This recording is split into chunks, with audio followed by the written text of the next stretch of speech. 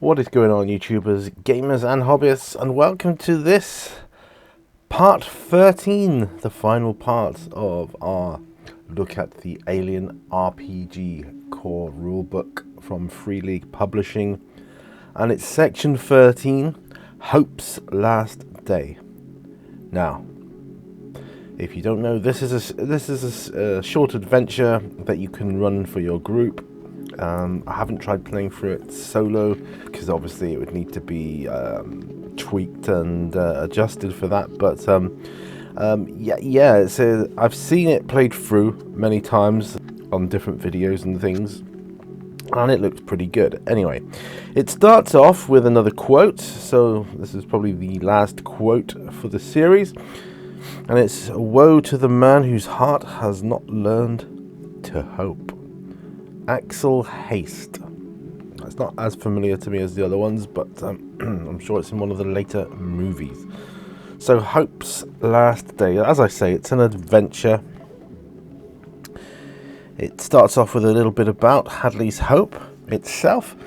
Hadley's Hope is a shake-and-bake colony located on the moon LV-426, established in 2157. The colony is terraforming research and mining facility and a new home to its pioneers. By 2179, there are 158 colonists there, and the first natives of LV-426 had been born. The giant processors are changing the atmosphere, now breathable but still choked by dense clouds and racked by electrical storms. The sky is always gloomy, more like night than day. Even when the sun is above the horizon, is often hidden behind the giant form of Kalpamos LV-426's parent planet. Some said building the colony was unwise. The moon hadn't even been mapped in 2157. The weather would make life a constant struggle, and the violent geology made it feel as if the world didn't want anyone there at all.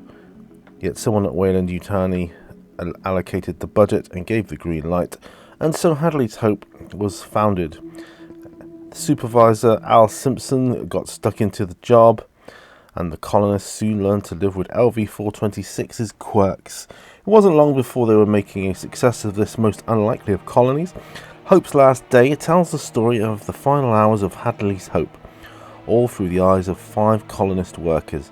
It offers a brief taste of cinematic gameplay and drops the players straight into the action. The pre-generated characters all have their own agendas, buddies and rivals, but together they have one desperate collective mission: to escape LV-426 alive. This short scenario encompasses what would normally be the third and final act of a 3-act cinematic scenario, and can be played in less than 2 hours. It is designed to give you a brief taste of cinematic gameplay. For the full cinematic experience, see the full-length Chariot of the Gods scenario by Andrew E.C. Gaska, published separately, and of course I've gone over that briefly as well in another video. I'll put a link up in the corner. More cinematic scenarios will be published soon. Begin play by having your characters choose their characters or select them randomly and read the intro text. What's the story mother to them?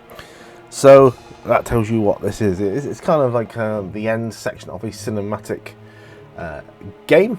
Because there's cinematic gameplay and there's campaign gameplay.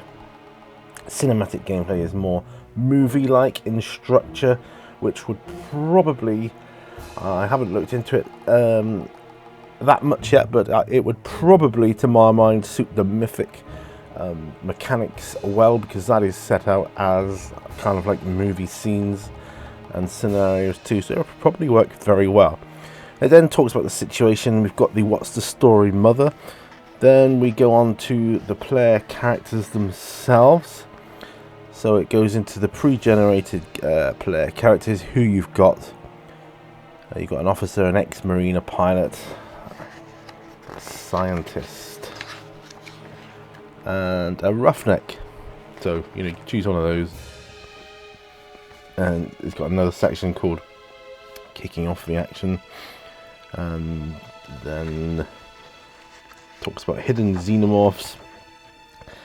Then Hadley's Hope gives you some maps, like blueprint maps, kind of similar to the ones Hudson pulls up in the movie Aliens. It's got the locations, which then talks about what is at each location, obviously, and it's got tables for you to roll upon. All going to be helpful, especially for solo play, if I can pull that off. Yeah, talk to different places, casino, there's a bar, there's sub-level areas, air traffic control center, events. Here we go. To spice things up and increase the tension even more, below you'll find events that can spring on the player. You can spring on the players during the scenario. These events don't all need to occur, and don't need to occur in the order listed. Instead, consider the events an arsenal of drama for you to use if you see fit, or as you see fit. So events are kind of cool. They can ramp up the tension factor of an Aliens game, which is, as you may know by now, Aliens is all about tension and the unseen horror.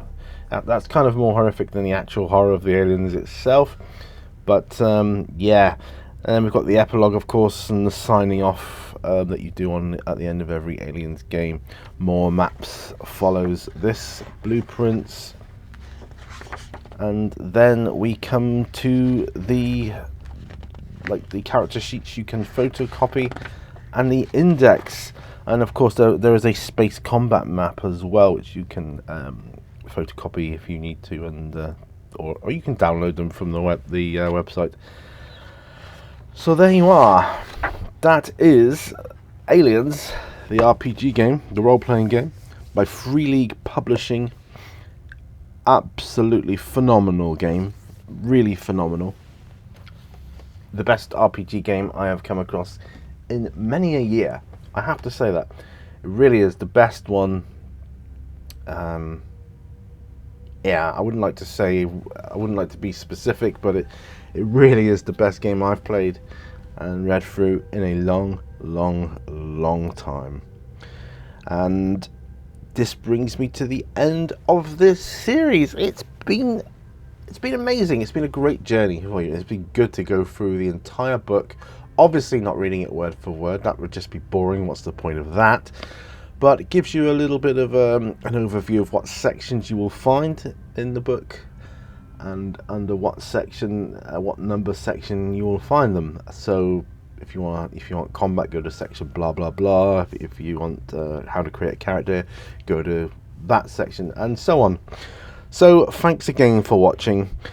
Now, you can support this channel if you like these videos. Please don't forget to give this channel a thumbs up. That helps me immensely. Give this a thumbs up and a share. Oh, that would really help out.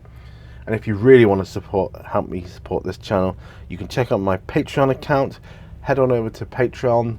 The link is on my YouTube home screen, and for as little as $1 a month, you will gain access to exclusive ad-free videos, behind the scenes stuff, all stuff that you wouldn't get ordinarily. Okay, so that's it. I will say, remember, all brushes lead to walks. You've got to paint up the miniatures and the scenery for this game too. And I'll see you on the next video. Out there in space, no one can hear you scream. Alright guys, game over, man, game over!